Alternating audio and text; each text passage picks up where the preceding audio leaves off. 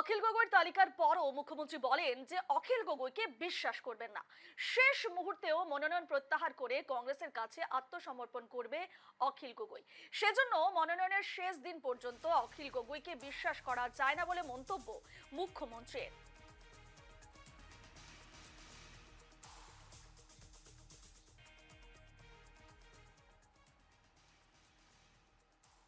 অখিল গগৈৰ কথাক ধৰা বৰ টান। আজি কি কৈছে, অহাকালি ৰাতিপুৱা কি ক'ব, সেই কথাটো ধৰিবৰ কাৰণে বহুত টান। গতিকে মনোনয়ন পত্ৰ প্ৰত্যাহাৰৰ শেষ দিনটোলৈকে অখিল গগৈয়ে কি কৰিব কি নকৰিব সেই কথাটো আপোনালোকে খাটাং কৰি একো ক'ব নোৱাৰে।